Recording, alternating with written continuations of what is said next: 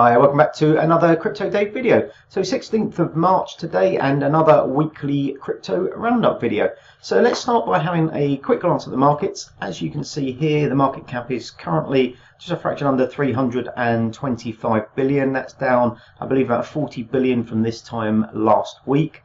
So not a great week. Again, as you can see, throughout the kind of charts, we had relatively stable first sort of 5 days. Everything was tickling along, and then we had a bit of a drop about sort of 3 days ago, and then the last couple of days everything's been basically kind of like trickling along at that kind of like that lower level. Now, are we at the kind of bottom? We shall see, I suppose, in the next kind of few weeks. I was quite positive on March at the beginning of the March. I thought March might be quite a good month. We're currently halfway through and we've seen nothing but drops. But I'm still hopeful. Whether my predictions for March get pushed back into kind of April, even kind of May, who knows? But it's not the end of the world on a daily basis if things kind of go up and down, unless you're kind of day trading. If you believe in the technology in the long term, and I've said this many times on this channel, don't get stressed about daily kind of fluctuations in the market. If you are getting up in the kind of mornings and the first thing you do is kind of check your kind of portfolio and it's gone down, and that kind of like depresses you for the rest of the day. It's a good opportunity to maybe just kind of put it on the back burner for a while. If it is kind of making you down and you are getting stressed, go out, go for a walk, go out for a beer with some friends, go and have a round of golf or whatever, and say, right, I'll ignore it for a week or two, and I'll come back at the beginning of April and have a look at the markets and see how they are. There's no point, unless you are having to kind of trade on a day-to-day basis, getting stressed about market dips and stuff like that. And conversely, when things go up, it doesn't mean things are going to continue to go up every week forever. So try not to get kind of too stressed. If you believe in the technology in the long term, that's really what you should be kind of focusing on. And if you're mining, if you're kind of staking anything like that, the coins that you're accumulating now, hopefully once the markets kind of turn around and pick up, will be worth substantially more. So anyway, that's it for the market overview. Let's jump on to the first topic this week. What I want to talk about firstly is Monaco. And I'll put all these links as always in the description below. But Monaco basically is a crypto credit card. It's been advertised for quite a while. It's a project that I've kind of followed a little bit. I don't know a huge amount about them. I haven't invested. I haven't bought the tokens or anything like that. But it's the kind of project I think that we need in order to kind of really push adoption into the mainstream. So it's a credit card and an accompanying app. It will be a multi-currency app. They've just released it. The nice thing about it is if you jump over to the cards, there's various different options, and they've got some cool ones. So they've got some full metal cards, and the level of kind of cards you can kind of get and the rewards and stuff like that you can get from them are dependent on how many of this MCO token, this Monaco token, that you actually hold. So in order to get the top kind of card, as it were, the Obsidian kind of black, you need 50,000. Now I believe MCO was around $6 when I looked earlier. Yes, it's just over $6. So that is a substantial investment in order to get this kind of top card. It's a very limited supply. They're only ever going to do 999 of these. But if you scroll down, there's still metal kind of cards here. There's one with 500 and there's another one with 50 here. Now, even at this level, which is possibly what some people, if they're interested in the project, will jump in at, it's $300, something like that, in kind of tokens. You have to hold those for 6 months, but you still with this get 1% cash back. You will get all the kind of like the regular kind of features. There's no monthly or annual fees, and it's still a metal card, which is quite cool. I don't know necessarily why somebody would want a metal card, apart from the fact that it's quite funky. But there are still some reasonable kind of limits with the interbank rates. So if you go abroad and you're taking kind of money out abroad, you're paying interbank rates rather than commercial kind of bank rates. But if you're not interested in buying any tokens or anything like that, you can still get their bog standard kind of plastic midnight blue card. You still get $200 free ATM withdrawal limit, a 2,000 interbank exchange rates limit a month, and there's no fees or anything like that. Still free shipping. Their app is out at the moment, and I downloaded it. And this is, I think, the issue with a lot of these kind of startups, is that the app does not work for me. So I installed it. I jumped through the first couple of hoops, which was verifying an email address and then a phone number, and then obviously they are required to do the sort of know your customer financial kind of bits and pieces. So it asks you to put in your full legal name. I do that. I click continue, and I get this. I'm not sure if you can see that. but basically it's an error message. And I've tried a couple of times over the last couple of days. I might have a look into this. I've been a bit busy with other stuff, but these are the kind of, the teething problems you get. I remember at the beginning when this first came out, if you clicked on some of the links on the website, they didn't actually work or go to anything. Some of them gave you errors. This now actually goes through to Apple's store. This was given just an error a couple of days ago. So there's obviously some kinks to kind of work out. If you're interested in it, as I said, I'll put the links below. There's also a YouTube video that explains it. It's a little bit cheesy, but it explains some of the bits and pieces about the card. But I think these kind of cards, whether it's Monaco or 10x or anything like that, will be a really good way of people who are involved in crypto at the moment spending their kind of crypto and and really kind of driving that kind of adoption on a day-to-day basis. But also, if it's easy to kind of get these kind of cards, it will maybe kind of hopefully tempt other people into kind of the crypto space. And if you can have like a really nice mobile wallet or mobile phone wallet, that you can hold your kind of cryptocurrencies that's safe and secure, and that ties into kind of a card which allows you to go out into any store that uses Visa or MasterCard or whatever. Hopefully they'll have contactless and all these kind of new technologies. It allows people to jump in and out of the kind of market, put a bit of money in kind of crypto as a kind of as a punt almost, and still be able to use that money day to day. So I think these are the kind of things that will drive adoption in the next year or so. Anyway, let's jump over to the next story, and that is the John Oliver special. So if you are not in the US, you may try and go to this video and you'll get this. So open up a VPN and then reload the page like I have done here, and basically you will be able to kind of watch watch the show. So it's a very popular show. Let me just pause that. Bear with me. Sorry.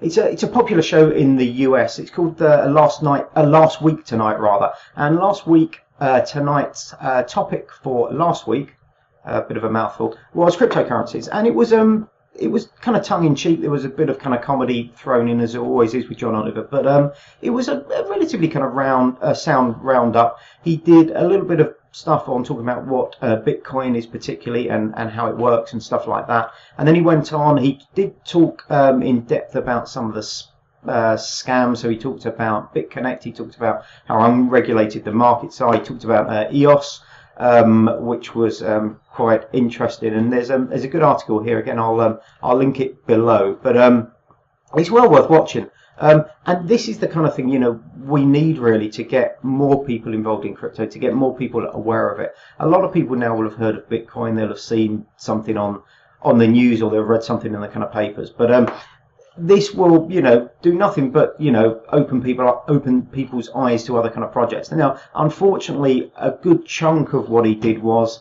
sort of like dumbing down a little bit sort of cryptocurrencies. He pulled out sort of some awful projects. So he talked about stuff like Trump coin and Jesus coin, insane coin. I mean, Electroneum I don't know necessarily fits into that bracket, but he talked about a lot of stuff. He talked about EOS quite negatively, and Block One's co-founder, a guy called Brock Pierce, who is a bit of a bizarre character, to be fair. But anyway, it was really interesting to see it kind of covered in a mainstream channel. So I think this is one of the better things we can expect. And he did this kind of BitConnect kind of parody at the end over responsibility, and he got the guy, the Carlos guy, or a guy pretended to be the Carlos guy, coming in and shouting and screaming. So these kind of bits were not particularly kind of positive for crypto as a whole, but if it gets people kind of interested, and it gets people kind of like researching and looking into these things, can only be a good thing in the long term. So next thing I want to talk about is I think it's the DADI ICO. DADI. I don't know how it's kind of pronounced. It's not one I'd come across or had any involvement in. But as a complete antithesis of last week when we talked about Binance and the Binance kind of hack, or the Binance phishing kind of scam, and how they dealt with it, how transparent they were, that they were really kind of like coming out to the kind of users, in real time and talking them through what had happened, and the fact that there weren't any issues. And this is on the other hand, an example of not what to do. So basically, it was an ICO. People signed up with their details, and their details were hacked.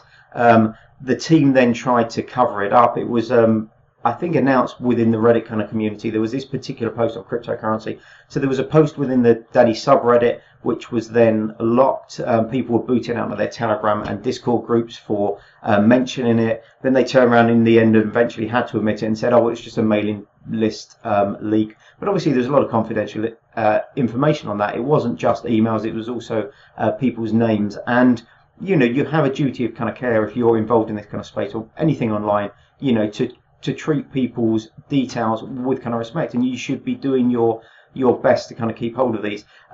There were basically phishing emails that were sent out through to a fake version of the Maya Ether wallet website, trying to get people to send their funds. So an example of why you have to be so careful within this kind of space, particularly with emails that come out from ICOs or anything like that, but also a really good example of how not to treat your potential customers. So anyway, that's the DADI ICO hack. I still don't know if I'm pronouncing that correctly, but we shall see. The next story I want to talk about is Coinbase, and this is a really good news story for people in the UK. If you're in Europe or the US, it's relatively easy for you to get your money into kind of cryptocurrencies, and also relatively easy to get your money back out again. If you're in the UK, that's not the case. Coinbase, until recently, accepted credit and debit cards for purchases, but the fees were quite high, sort of 3-4%. And if you wanted to transfer money over to them, you had to do a SEPA transfer, which is basically a UK to European kind of transfer. Now, the trouble with this is that UK banks generally charge quite a lot to do it. Some banks use intermediaries to kind of send it. It's caused all sorts of problems, particularly with people getting it out. So in the UK, people tend to do a more convoluted route, so they might do UK bank to Referral to then to Coinbase, etc. But there was really good news this week. So Coinbase have received an e-money license from a UK regulator. I believe it's Barclays Bank, but basically this will allow them to accept deposits directly from UK kind of banks. They also have signed up to the faster payments.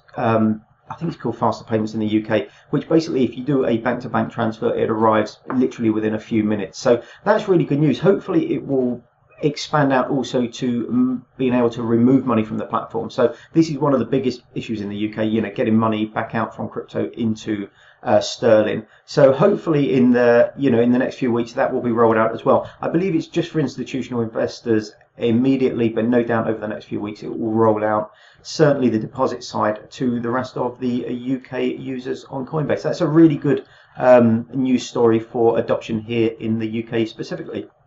And now finally, our last story I want to do is with regard to ASIC miners. So this week, both Baikal here released a miner called the Giant N. This is a crypto night miner, and then in response a few days later, Bitmain announced the Antminer X3. Now these are both crypto night miners, and obviously the largest crypto night coin is Monero, and its big selling point, or one of its big selling points apart from the security side of it is, and the anonymous kind of side of Monero, is the fact that it was, you know, ASIC resistant. And obviously with the announcement of this, we can see that, you know, not only Baikal but also Bitmain have obviously been mining over the last few months with ASICs on the kind of network. There was a massive spike in hashing power in December, so that possibly when a lot of these machines went live with Baikal and Bitmain. And obviously those of you who have ever bought an ASIC will know that, you know, it turns up and it's been well used. So, you know, they may kind of like, you know, say, oh, well, you know, we do a, you know, a running in kind of process, make sure everything's working. But, you know, before these machines are released to the public, they have been well used by the companies to kind of mine. And what we saw this week with the announcement of the Baikal Giant N, we then had the Monero community coming out and announcing a fork on, I believe it's the 28th of March. So they will be doing from now on a 6-month fork. So they came out pretty quickly and sort of addressed this issue that they do not want ASICs on their network. They want to be as decentralized as possible, and that's, you know, perfectly legitimate. You know, respect Monero for that. But obviously, you know, Bitmain had been silently kind of mining in the kind of background, and as soon as Monero then announced that they were going to be kind of forking the network, they suddenly announced, Baikal announced their Giant N miner. Bitmain announced this Antminer X3. So It doesn't ship till the kind of middle of May. You won't be able to, by that stage, mine Monero on it, but there are other crypto night coins out there. It's very expensive. It's offering a 220 kilohash per second hash rate for 550 watts, so pretty low power. I think it works out about 400 hashes per watt. I think the Giant N is currently around, or they're advertising it about 333 hashes per watt. So the Antminer is both more efficient and it is cheaper watt for watt than the Baikal Giant N. So the Giant N is offering 20 kilohashes. Obviously the Antminer is up at 220 kilohashes. So you would have to buy many Giant N's to compete with this kind of like hash rate. Now we shall see whether these can ever break even for people. It's expensive. It's $12,000 US. They are limiting it to one per customer at the moment, but by the time it comes out, you will not be able to mine Monero on it. And we will see how the other coins within that kind of that hashing algorithm respond to it. But it's a perfect example of really how Bitmain and the other large asset providers are manipulating really the market. Behind the scenes, they have been mining Crypto Night for many months. They undoubtedly have miners for other algorithms that haven't been announced yet, and they will sit there and they'll mine that and make that kind of money. And then once they think profitability will fall, they then release that miner onto the market, knowing that for people it will be at best the sort of break even or small profit kind of machine. We saw this with kind of Dash, with the Dash miner. It was released onto the market. The people that got the first kind of batch in the first kind of week, made a bit of money, but then people who received second, third, fourth week ones, the network difficulty had increased so much that they never made any money. They're sat there at maybe 50% return on investment with no end in sight really, or no chance of making that money back. So that's really kind of what Bitmain are kind of doing. It's a fantastic business strategy for them. They're making a lot of money out of it, so they can pre-mine all these kind of coins with new algorithms, and then they can release the miners onto the network. Because they're largely a monopoly on many coins, they can then charge basically what they want once it's no longer economical for them to do it. And undoubtedly behind the scenes, they've got more efficient kind of miners for most of these algorithms coming out, and they'll be mining with those, and then again the cycle will be repeated where they'll release those onto the market. Anyway, that's it for this week's stories. Let's jump over to the giveaway. So let's go to comment picker. This is last week's video. I'll just do a quick search for it here. So we've got 37 unique commenters. We'll click start and we will pick one at random.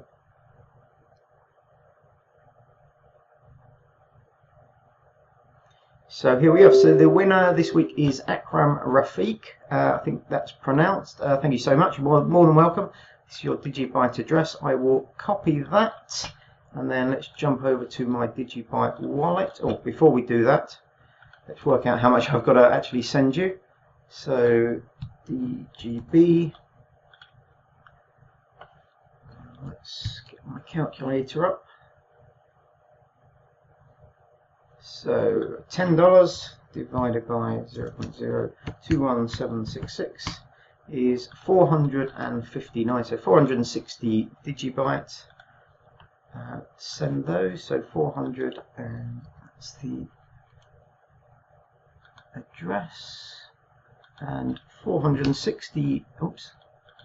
Put that in the label by accident. 460 Digibyte. And then let's send that. I'll just pop in my password. 460 Digibyte to that address. Yes. So that's been sent. So congratulations to, who was the winner again? So congratulations to Akram. I hope that's arrived safely.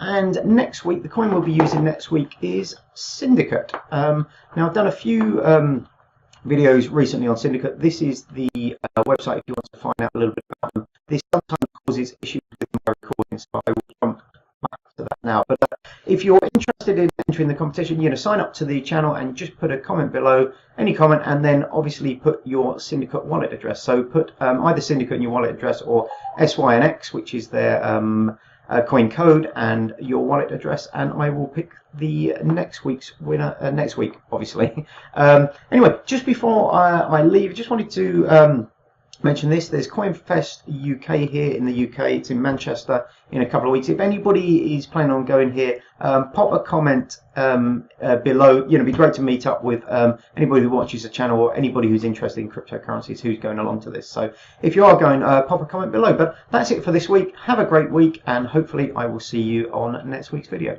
Bye bye.